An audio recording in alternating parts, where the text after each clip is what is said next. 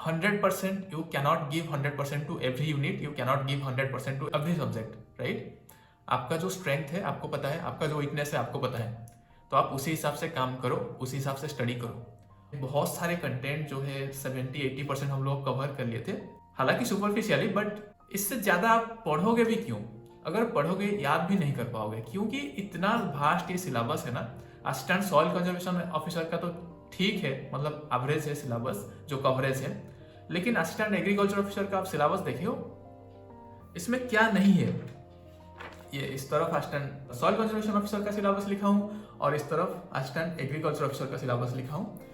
तो इसमें physiology, genetics, entomology, pathology, I mean everything what we have read in graduation time, everything is there, because this is a post for graduate, right? क्या करें, पढ़ना तो पड़ेगा आपको। और हम लोग भी जितना हो सके हम वीडियो अपलोड करते रहते हैं डेली बेसिस में, और टेस्ट, मॉक टेस्ट भी, क्विजेस भी ऑर्गेनाइज करते हैं हमारे चैनल पे।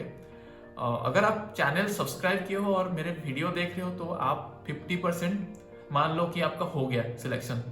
ये आपके ऊपर डिपेंड करता है, आप कितना पीसफुली उसको देख रहे हो, कितना पेशेंटफुली सुन रहे हो, कितना आप अगर स्किप करके देख रहे हो, या फिर जो भी मैं डिस्कशन कर रहा हूँ अगर आप उसको ध्यान नहीं दे रहे हो तो फिर देखने का भी कोई मतलब नहीं है। तो फिर उससे अच्छा आप बुक ही पढ़ लो। और अगर आपको रियली कुछ गेन करना है, कुछ जानना है, तो आप without skip watch my video, okay? So whatever mock test session we have uploaded on our channel, whatever conceptual lectures we are uploading daily basis, you just watch them. अगर आप एग्रोनॉमी और सॉइल साइंस के student हो तब तो आपका आधा syllabus खत्म हो गया है असिस्टेंट सॉइल कंजर्वेशन ऑफिसर का, क्योंकि बहुत सारे मैच करता है जो भी कर रहे हैं, जो भी यूनिट्स है। लेकिन बाकियों को मैं भी ये डिस्करेज करने के लिए नहीं बोल रहा हूँ, लेकिन ये आप लोगों को भी पता है कि agronomy and soil science students का क्या फ़ायदा है।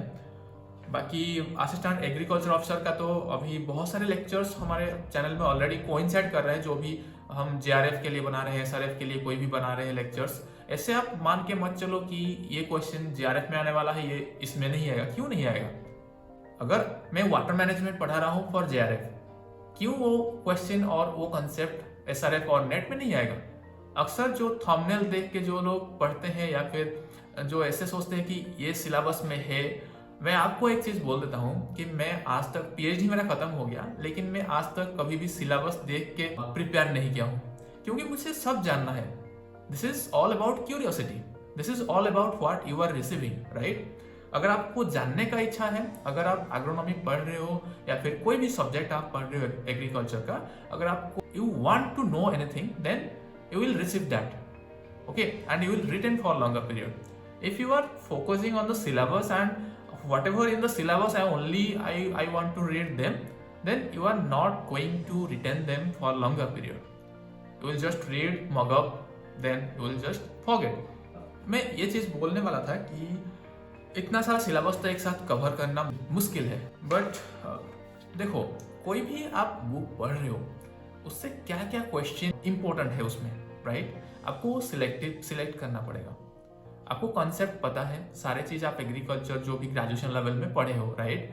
तो आपको एक चीज आप पढ़ रहे हो, उसमें क्या इंपॉर्टेंट है, क्या इंपॉर्टेंट नहीं है, कितना डेप्थ में मुझे जाना है।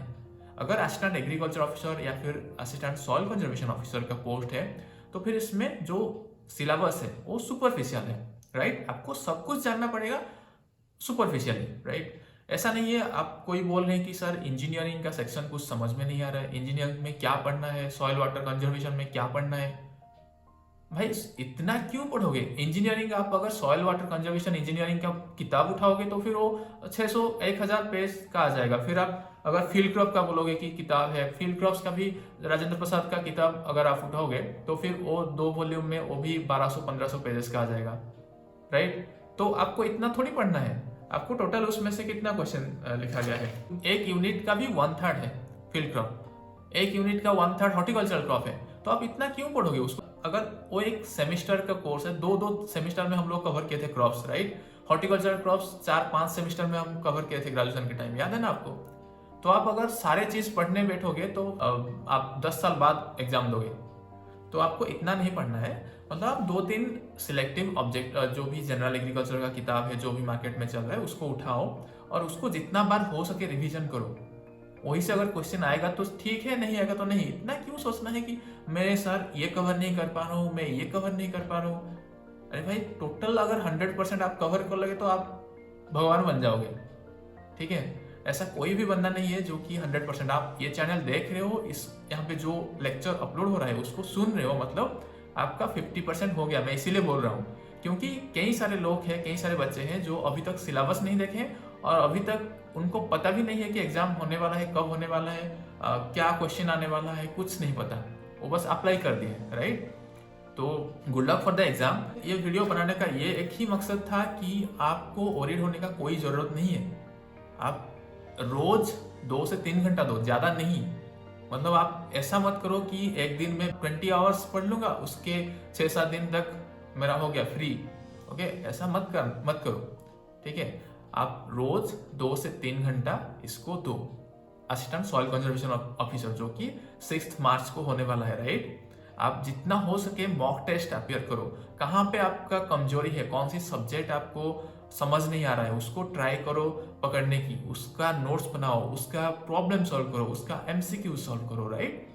तब जाके आपको बहुत सारे कंसेप्ट जो है आपका क्लियर हो जाएगा और आप विदाउट नेगेटिव मार्किंग आप एग्जाम में परफॉर्म कर पाओगे। अगर आपको कोई भी डाउट्स हो ना, आप बिना कुछ दिमाग में ये सोचे कि मुझे क्या सोचेंगे कि मैं सिंपल सा डाउट पूछ रहा हूँ, सर क्या सोचेंगे, बाकी स्टूडेंट्स क्या है मेरे बारे में, ऐसे मत सोचो। आप फ्रीली पूछो मुझे। हमारा जो टेलीग्राम ग्रुप है जो कि एग्रीकल्चर Q&A, उसमें आप पूछ सकते हो, या कोई भी वीडियो आप लेक्चर्स देख रहे हो उसमें भी आप कमेंट करके बता सकते हो हमें कहाँ पे आपको प्रॉब्लम हो रहा है। हम इतने सारे लेक्चर्स अपलोड कर रहे हैं, राइट। किसी का एक भी कमेंट मैं नहीं देखा हूँ, किसी का एक भी डाउट आज तक नहीं देखा हूँ। क्यों? I mean, आपको कुछ भी डाउट नहीं है, आप सब आपको पता है, राइट। ऐसा मत करो, ऐसे में आप ही फंसोगे बुरी तरह से। तो ये वीडियो बनाने का मेरा एक ही मकसद था कि आपको थोड़ा मोटिवेट किया जाए। देखो, बहुत सारे स्टूडेंट्स बहुत सारे पोर्शन में स्ट्रांग होंगे, बहुत सारे पोर्शन में वीक होंगे। आप आपका स्ट्रेंथ पकड़ो, आपका वीकनेस पकड़ो, आपका वीकनेस को सुधारने के लिए कोशिश करो। ऐसा मत करो कि मुझे 100% you cannot give 100% to every unit, you cannot give 100% to every subject, right.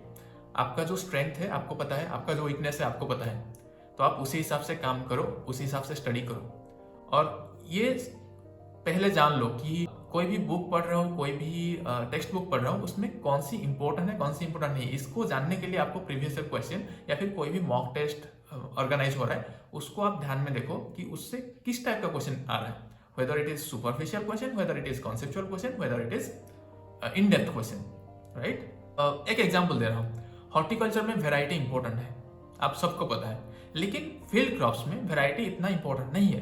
Field crops में management practices much more important than the varieties, right. तो ये एक एग्जाम्पल था। जैसे कि हम प्रोटेक्टेड कल्टिवेशन पढ़ रहे हैं, वहाँ पे green house is more important. They may ask question from green house. We have not uploaded that portion yet, we will upload sooner.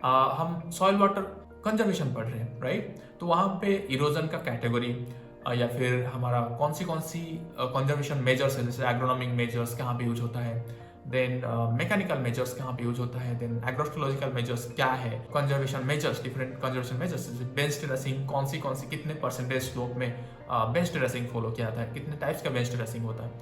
तो ये सारी चीज इंपॉर्टेंट है। जैसे different types of erosion, in wind erosion if we see saltation, suspension, surface creep, what are they? These are important. If you think that okay, this is superficial, this will come, and you do not know that superficial thing. Why you cannot score 100% while we are arranging mock test or any quizzes? Because you just think that I know everything, but you don't, right? So अच्छे से तैयारी करो। Good luck to all of you. And हम लोग कैसे ही upload करते रहेंगे मॉक टेस्ट और कॉन्सेप्चुअल लेक्चर्स, आप देखते रहो, अपना प्यार दो, प्यार बांटो। मतलब कि मेरा जो चैनल है उसको सब्सक्राइब करो और शेयर करो अपने फ्रेंड्स के साथ, ताकि वो लोग भी थोड़ा बेनिफिटेड हो, right. See you in the next conceptual lecture or mock test, I don't know, but see you in the next lecture. Till then, bye bye, have a great day.